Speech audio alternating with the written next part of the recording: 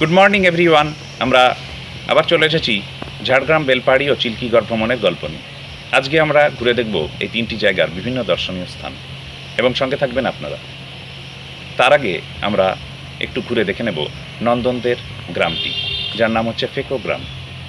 চলুন আমরা দেখি ফেকো গ্রাম। কিন্তু তার আগে আমার চ্যানেল অভিস ডায়েরি চ্যানেলটিকে সাবস্ক্রাইব করবেন এবং লাইক ও কমেন্ট করতে ভুলবেন না কিন্তু। Thank you.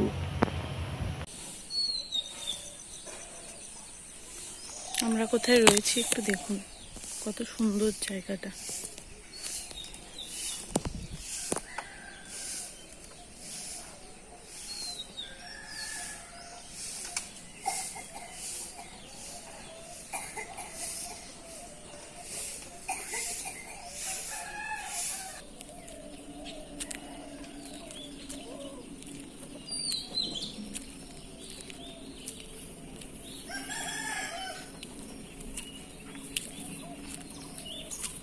প্রতি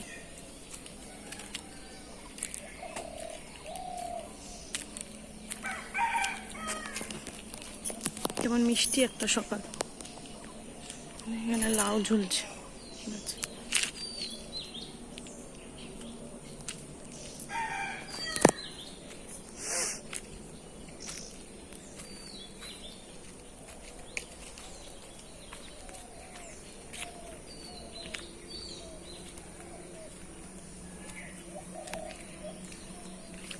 এই জায়গাটা কত সুন্দর,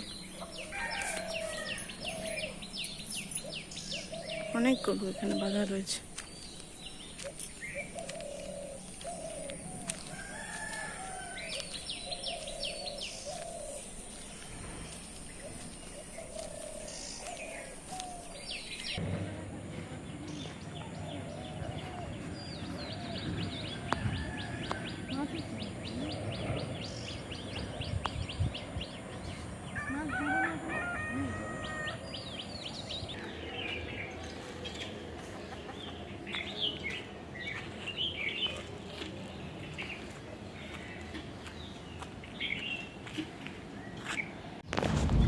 আমরা নন্দনদের বাড়ি থেকে বেরিয়ে পড়েছি, এখন যাচ্ছি বেলপাহাড়ির উদ্দেশ্যে। এখন যাব চিল্কিগড় রাজবাড়ি, প্রথমে ওটা দেখবো। প্রথমে যাবো ঘাগড়া। আচ্ছা, ঘাগড়ার থেকে চিল্কিগড় রাজবাড়ি। এখন হাইওয়েতে উঠবো, এই গড়ানটা দিয়ে। এখান দিয়ে উঠে হাইওয়েতে উঠবো, এই যে রাস্তাটা।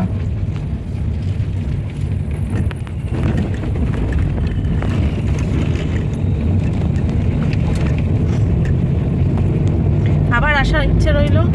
এত সুন্দর জায়গার, এত ভালো ব্যবহার এদের, হ্যাঁ খুব আন্তরিক, যার জন্য আবার আসার ইচ্ছে রইল।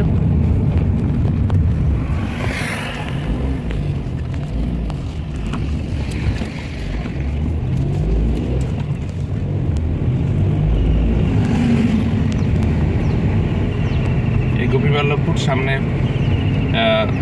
ব্রিজের পরে বাঁদিকে ঢুকে যাচ্ছে। এখানে আমরা কালকে গেছিলাম, যেখান থেকে আমরা ওই মন্দিরটা দেখে এসেছি। আর নিচে ডুলুং নদী, যেটা আমরা কাছে গিয়ে দেখলাম, সেই ডুলুং নদী নিচ দিয়ে যাচ্ছে।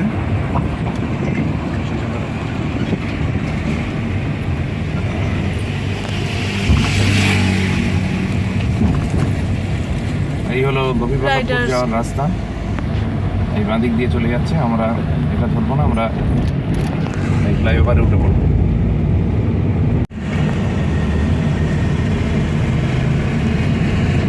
সোজা গেলে বেহাড়াঘোড়া, চিচিড়া থেকে আমরা ডান দিকে যাব, চিচিড়া মোড় থেকে।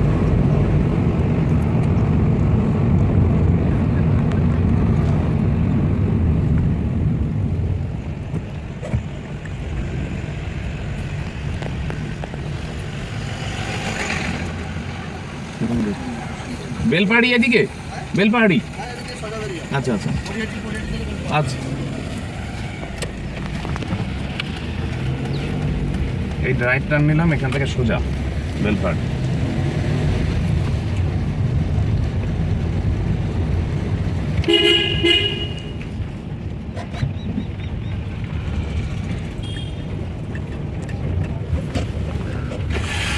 ঝাড়গ্রাম চিচিড়া, চিল্কিগড়, জামবনি।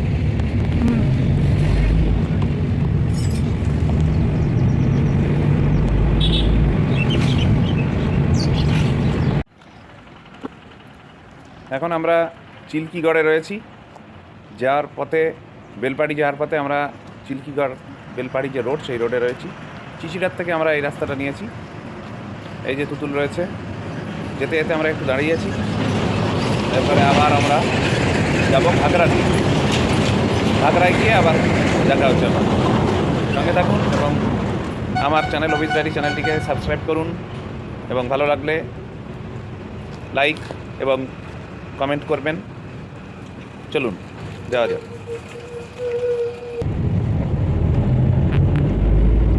আমরা বেলপাহাড়ির দিকে যাচ্ছি। প্রথমে আমরা যাব ঘাগরা। অসাধারণ রাস্তা, অনবদ্য। ওখান থেকে চিল্কিগড় রাজবাড়ি, চিল্কিগড় কনক দুর্গা মন্দির, আর ঝাড়গ্রাম রাজবাড়ি, তারপরে ঝাড়গ্রাম ডিয়ার পার্ক, এগুলো দেখার ইচ্ছা আছে। এখন বেশ রোদ চড়া হয়েছে। আমরা যখন গিয়ে পৌঁছবো আরও একটু রোদ চড়া হবে। কতটা পারবো জানি না গরমে, এবং চেষ্টা করবো। দুধগুলো অতটা ফিট নেই, কাজেই কতটা কভার করা যায় সেটা দেখব।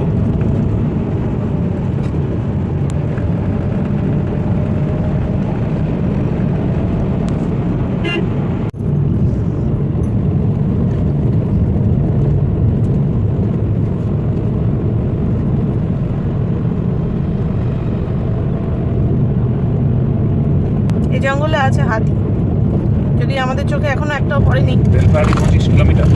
হ্যাঁ, আমরা কালকে ছিলাম হাতিবাড়ি মোড়, যেখানে আমরা ওই মন্দিরটা দেখলাম, গোস্বামী মন্দির। ওইখানে প্রায় হাতি আসে, এইসব রাস্তাতেও হাতি আসে। এমনকি আমরা নন্দনদের বাড়ি ছিলাম, নন্দনদের যে ক্ষেত, সেই ক্ষেতে হাতি চলে আসে।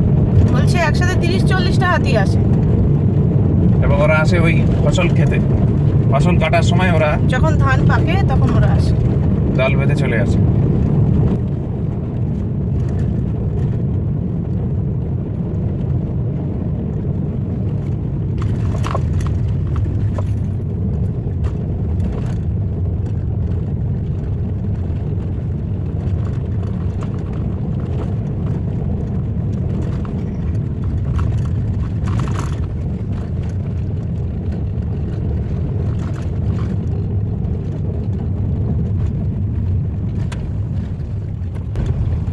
এখানটা একটু বাজার মনে হচ্ছে, কিন্তু দোকানপাট কোনো খোলা নেই। না বাজার নেই, স্কুল বোধহয়। সম্ভবত। এরকম জায়গায় স্কুলে চাকরি মন্দ না। এরকম একটা স্কুল দেখে রাখতে হবে মনে হচ্ছে। ও না, এটা হচ্ছে সরকারি অফিস, বিএলআর অফিস। এতক্ষণে একটা পলাশ ফুলের গাছ পেয়েছি, সঙ্গে সঙ্গে গাড়ি থেকে নেমে পড়েছি।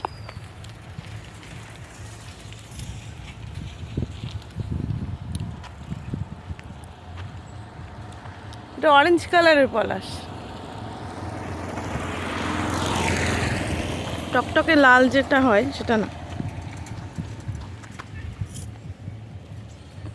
খুব সুন্দর রংটা।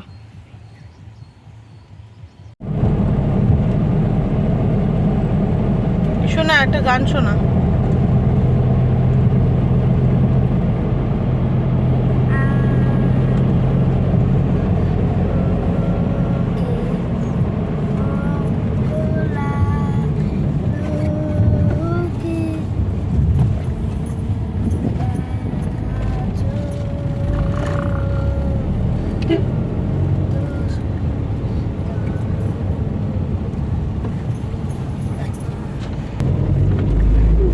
সবুজ রঙগুলো যেন জ্বলে উঠেছে রোদে,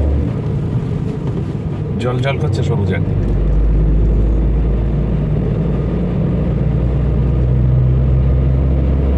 এখানে হাতি চলে আসতেও পারে।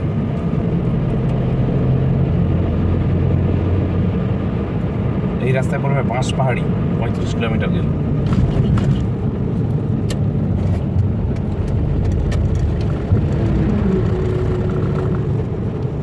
প্রকৃতি তার একদম সব সৌন্দর্য যেন মেলে ধরেছে। লাল, সবুজ, হলুদ সব ধরনের পাতা।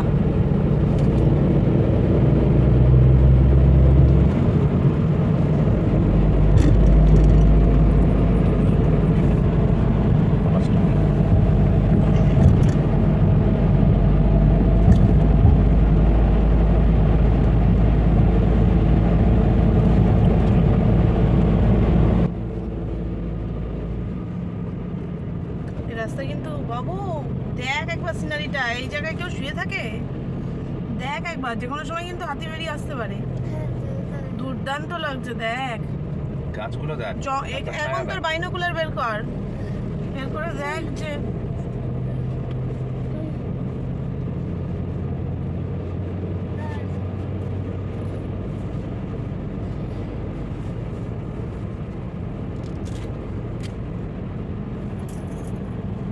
ওই রোড থেকে আমরা আবার বাঁদিকে নিয়ে নিয়েছি।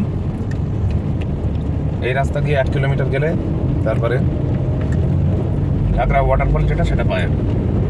এখন সেই দিকে এগোচ্ছি আমরা। এখানে একটা ইন রয়েছে, এখানে প্রচুর হোমস্টে আর ইন রয়েছে, তো বেশিরভাগই সব ভর্তি। যে ঘাগরা,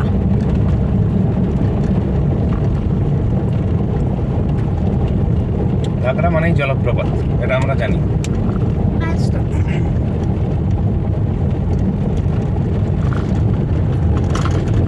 এখানে জঙ্গলের মধ্যেই মানুষের বাস।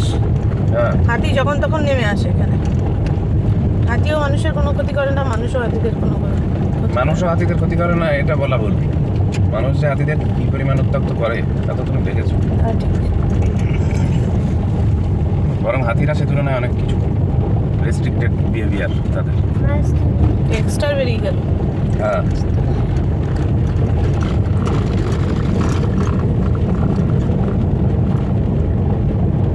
এটা পুরোই জঙ্গলের মধ্যে, ঘাগরা জলপ্রপাতটা। হ্যাঁ, ঘন পুরোটাই জঙ্গল, ঘন জঙ্গল। এবং একদম নিচে নেমে যাচ্ছি আমরা, পুরোটাই স্লোপ। তার মধ্যে বাড়ি ঘর তো রয়েছে।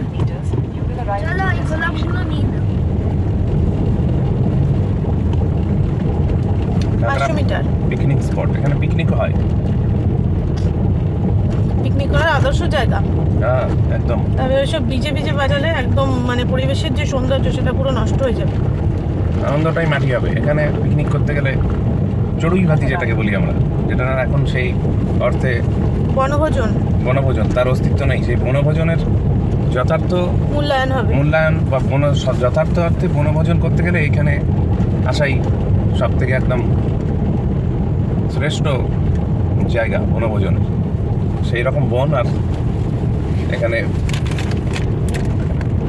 বন মোরগের মাংস এই দিয়ে একদম বনভোজন দারুণ জমবে। আহ, ও অসাধারণ জায়গাটা। সেখানে গাড়ি থাকবে। হুম, এখানে অনেকে এসছে, জিপ চলে গাড়ি গেল, পার্কিং জিপ করে চলে রেখেছে। গেল। না, না।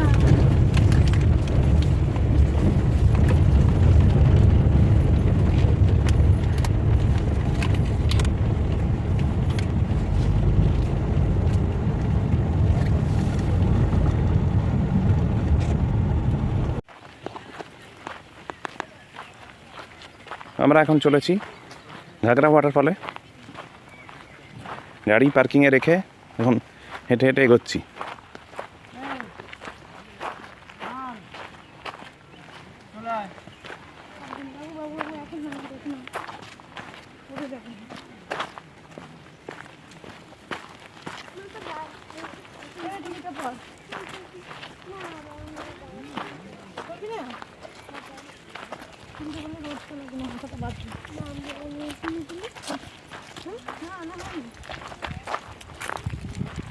আমরা প্রথমেই চলে এসেছি ঘাগরা জলপ্রপাতটি দেখতে।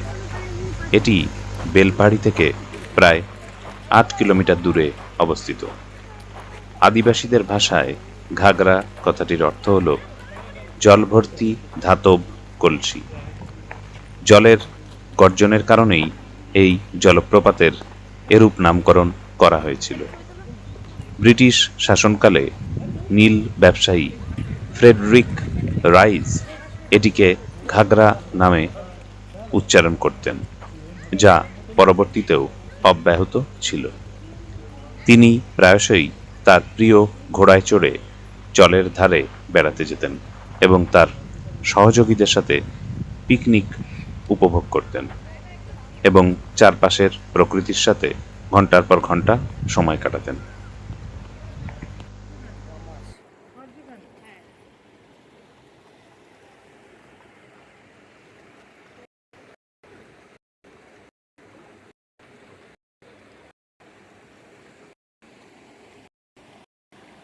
লাগা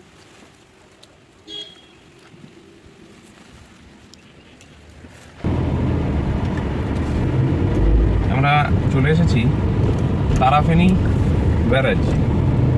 প্রায় কতটা বুঝতে পারছি না, ওখান থেকে বললো 3-4 কিলোমিটার, তার মানে বেশি কিছুটা যেতে হবে।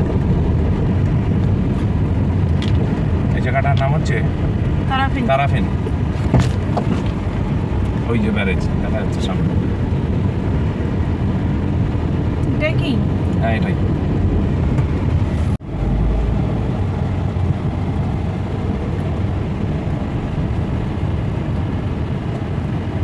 এই হচ্ছে তারাফেনী নদীর উপরে ব্যারেজ। বিহাই দেখো বিহাই হ্যাঁ তাই তো, হ্যাঁ বিহাই দেখো হুম, ওই তো বাবা, সত্যি তো। ওরে বাপরে বাপ, কি বড় বড় বিহাইগুলো। হ্যাঁ এটা যদি এখান থেকে যদি কেউ মজুদ খায় তারপরে চিনবে আমি জিরে আমরা চলে এসেছি তারাফেনী ব্যারেজ। তারাফেনী নদী, তার উপরে এই ব্যারেজটা রয়েছে, ওই যে লেখা রয়েছে।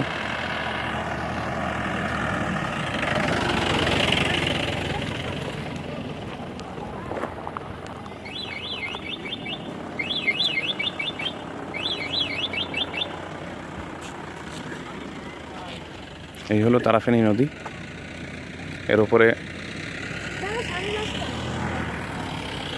এই ব্যারেজ। তারাফেনী ব্যারেজ হল ঝাড়গ্রাম জেলার বেলপাহাড়ি অঞ্চলের একটি মনোরম ছোট বাঁধ, যা তারাফেনী নদীর ওপর অবস্থিত। বেলপাহাড়ি থেকে এর দূরত্ব 5 থেকে 7 কিলোমিটার। স্থানীয়দের কাছে পানীয় জলের একটি গুরুত্বপূর্ণ উৎস এটি, এবং প্রাকৃতিক সৌন্দর্যের জন্য অন্যতম একটি দর্শনীয় স্থানও বটে।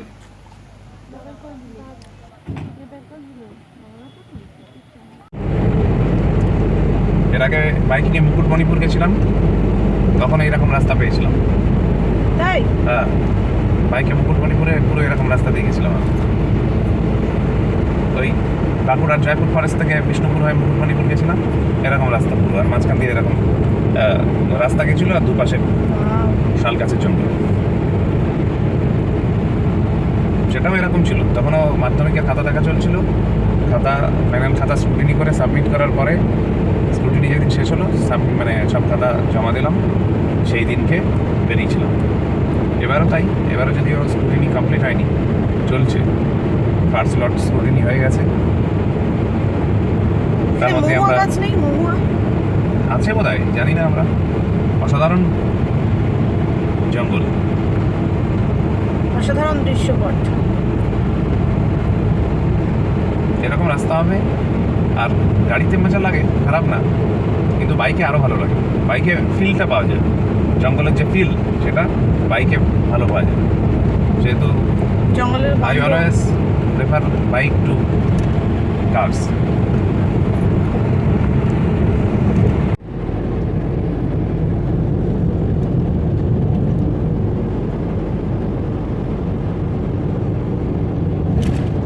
মাঝে মাঝে ড্রাইভারের ফটো তুলতে হয়, না তো ড্রাইভার রাগ করবে।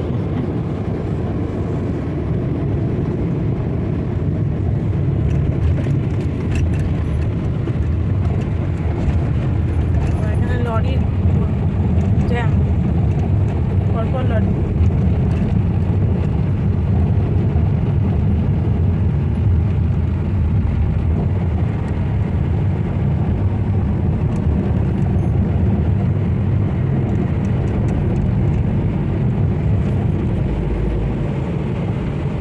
এখান থেকে রাস্তাটা খুব সুন্দর, নতুন রাস্তা একদম ঝকঝকে। আগেরটা একটু আনডিউরেশন ছিল, এটাতে সেরকম কিছু নেই, একদম টারম্যাকের মতো মনে হচ্ছে, টারম্যাক।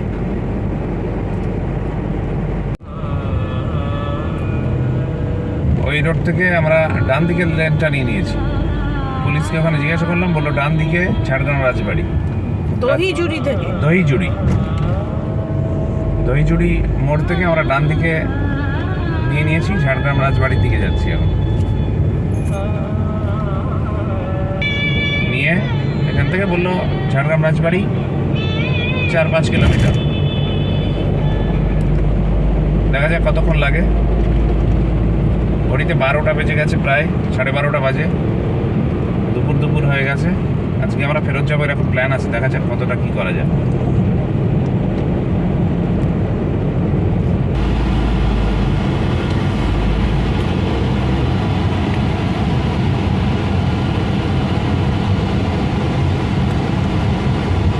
আমরা চলে এসেছি ঝাড়গ্রাম রাজবাড়ি। এর সামনে রাজবাড়ি দেখা যাচ্ছে, এটা এখানে পুরোটাই রাজবাড়ি কমপ্লেক্স। কার পার্কিং ছিল ওখানে। এই যে রাজবাড়ি, গেট বন্ধ আছে, আমরা হয়তো বাইরে থেকে দেখতে হবে, দেখে নিচ্ছি কি আছে। ঝাড়গ্রাম রাজত্বের সংক্ষিপ্ত ইতিহাস আমি আগের পর্বে আলোচনা করেছি, যার সূচনা হয়েছিল 1574 খ্রিস্টাব্দে মান সিংয়ের সেনাপতি সর্বেশ্বর সিংয়ের হাত ধরে। তারই পুরনো দুর্গকে সংস্কার করে আধুনিক প্রাসাদটি তৈরি করেন রাজা নরসিংহ মল্ল দেব 1931 সালে। প্রাসাদটি অনুপম ভাস্কর্যের সাক্ষ্য বহন করে, যার পরিকল্পনা করেন কলকাতা উন্নয়ন সংস্থার প্রধান শ্রী ক্ষিতীশ চন্দ্র বিশ্বাস মহাশয়। প্রাসাদটি ইন্দো সার্সেনিক প্রথায় নির্মিত। বর্তমানে এটি একটি হেরিটেজ ইকো ট্যুরিস্ট কমপ্লেক্স।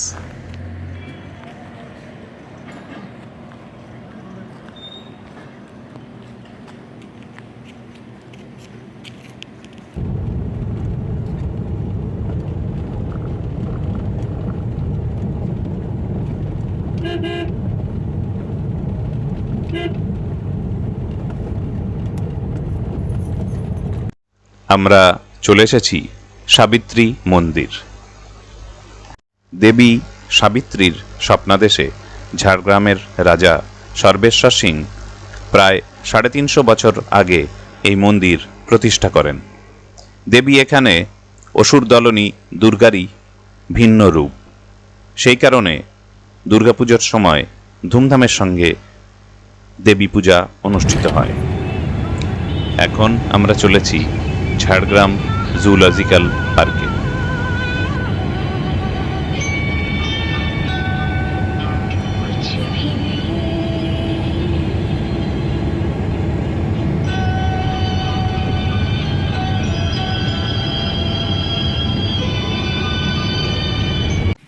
গাড়ি পার্কিংয়ে রেখে আমরা চলেছি জুয়ের দিকে।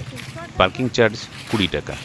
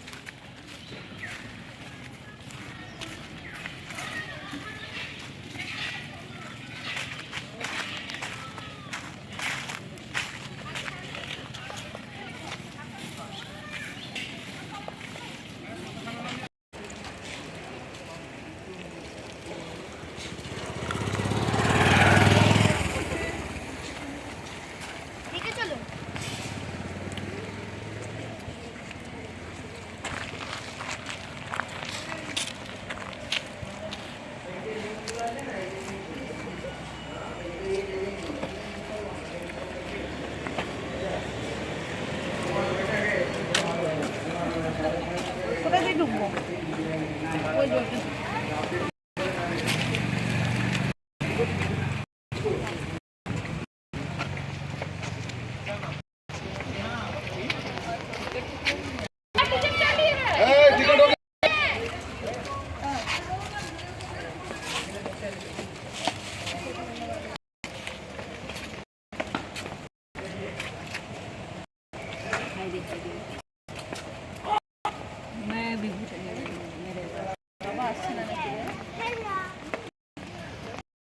চলে এসেছি ডিআর পার্কে।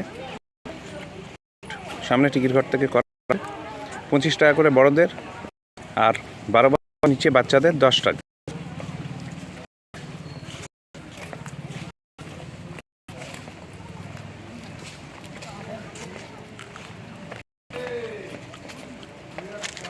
জঙ্গলমহল জুলজিক্যাল পার্কটির সূচনা হয়েছিল 1980 সালে একটি ডিয়ার পার্ক হিসেবে। 2005 সালে এটি একটি মিনি জুর স্বীকৃতি পায়। বিস্তীর্ণ এলাকা জুড়ে এই জুটি অবস্থিত। এর মধ্যে উল্লেখযোগ্য যেসব প্রাণী রয়েছে তা হলো স্লথ, বনবিড়াল, হাতি, বানর, শেয়াল, সজারু, সাম্বার, চিতল হরিণ, নীলগাই, ডোরাকাটা হায়না, ময়ূর, বাজপাখি, কাকাতুয়া, টুনটুনি, চন্দনা, এমু, কুমির এবং ঘড়িয়াল। সময়ের অভাবে আমরা জুটাকে পুরোপুরি দেখলাম না, কিছুটা অংশ আমরা দেখেছি, তাই আপনাদের দেখানোর চেষ্টা করলাম।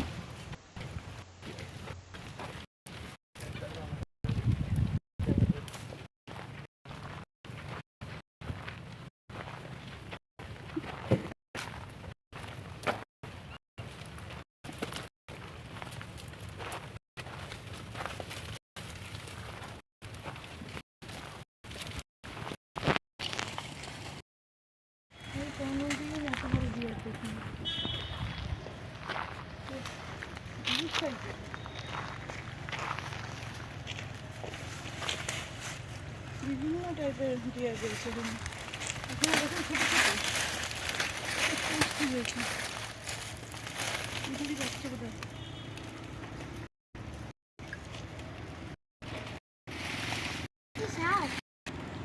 Deer deer. ইতিমধ্যে দুপুর গড়িয়ে গেছে, তাই আমরা হাজির হয়ে গেছি ওয়েসিস রেস্তোরাঁতে লাঞ্চ সেরে নেওয়ার জন্য। রেস্তোরাঁর ওপরেই থাকারও ব্যবস্থা রয়েছে। পৌঁছেই অর্ডার করে দিলাম চিকেন থালি।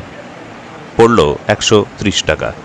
এতে রয়েছে শুক্তো, আলু পোস্ত, ডাল, ঢেঁড়সের তরকারি, চাটনি আর অবশ্যই চিকেন কারি, এবং খাবারের মানও যথেষ্ট ভালো। শুরু করো তোমরা।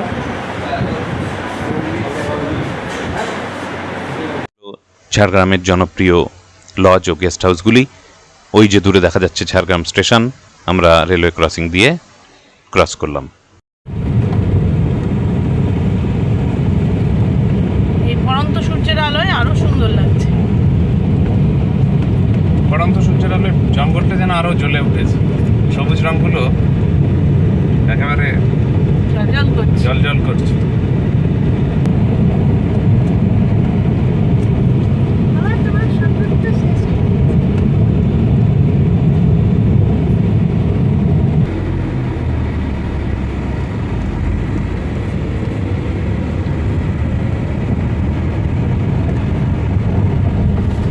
আমরা এখন চলেছি কনক দুর্গা মন্দির দেখতে।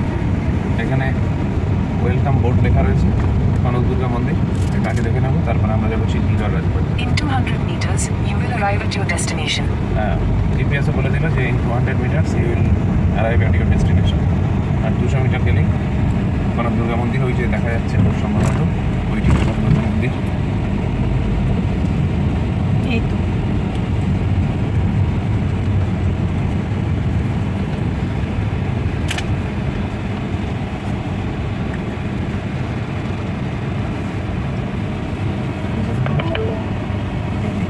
You have arrived.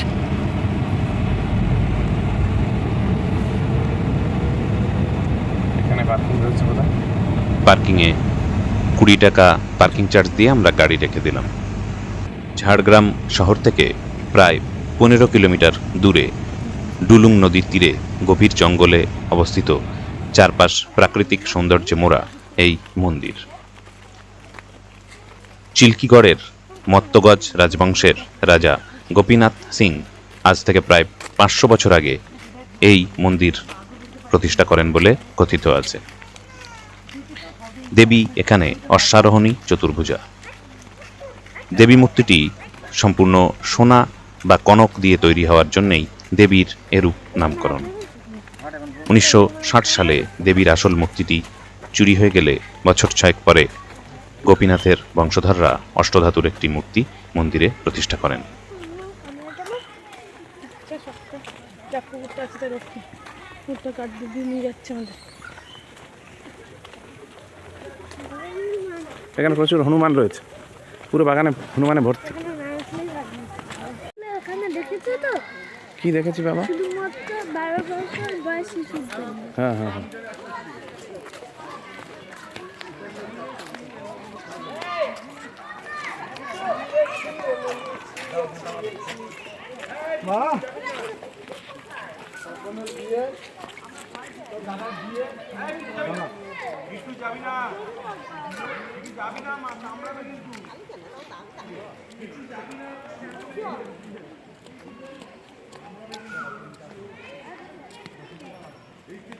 মন্দির বন্ধ হয়ে গেছে।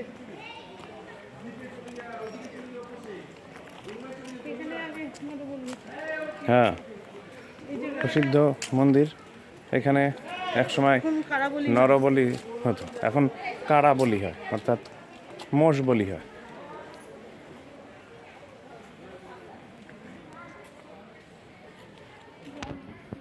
চিল্কিগড়ে প্রায় ভেঙে পড়া যে প্রাচীন কনক দুর্গা মন্দিরটি রয়েছে, তার পশ্চিম প্রান্তে এক দালানে একসময় নরবলি হতো বলে কথিত আছে।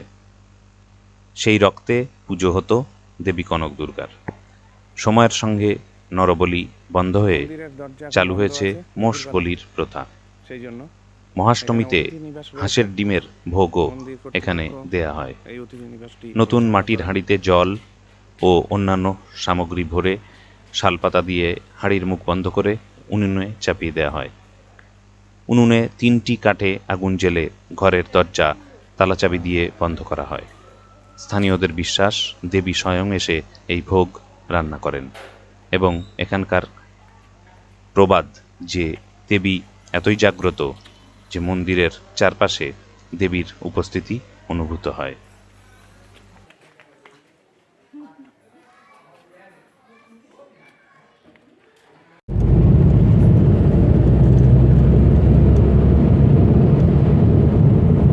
রাস্তা এবার দুর্দান্ত, মনে হচ্ছে গাড়ি থেকে নেমে হেঁটে হেঁটে ঘুরি।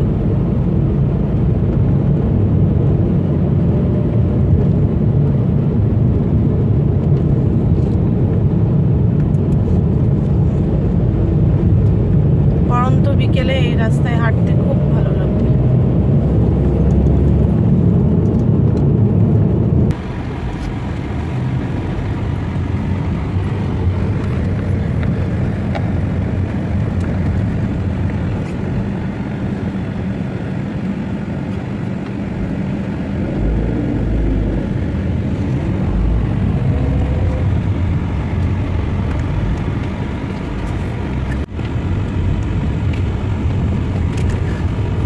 চিল্কিগড় রাজবাড়ি আমরা পৌঁছে গেছি। মনে হচ্ছে এই যে গেটটা রয়েছে এটা দিয়ে ভেতরে ঢুকে যেতে হবে।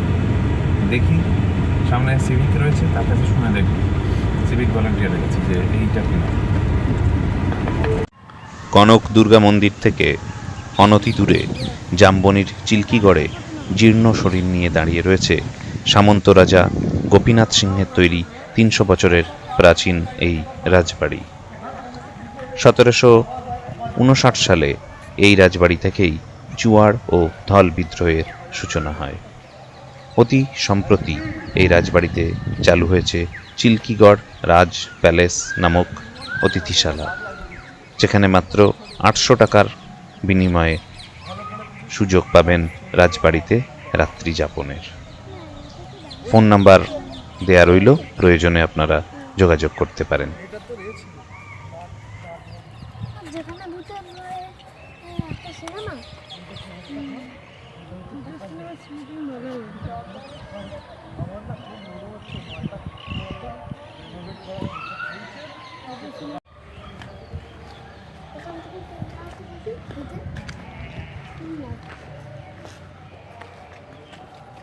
তোমার পলাশ ফুল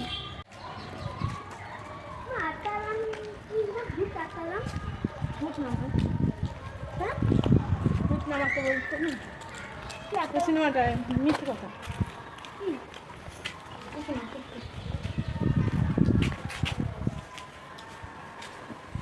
না এটা বাংলা ছবি কেন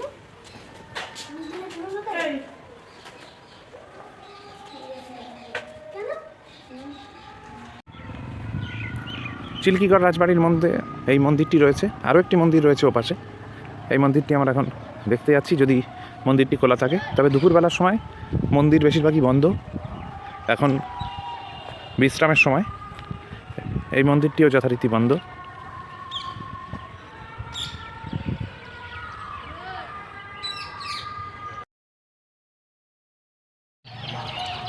আমাদের ঝাড়গ্রাম সফর এখানেই শেষ, তবে আবারও ফিরে আসবো অন্য জায়গায় বেড়ানোর গল্প নিয়ে। আমাদের সঙ্গে থাকবেন এবং আমাদের চ্যানেল অফিস ডায়েরি চ্যানেলটিকে সাবস্ক্রাইব করবেন, লাইক ও কমেন্ট অবশ্যই করবেন। Thank you.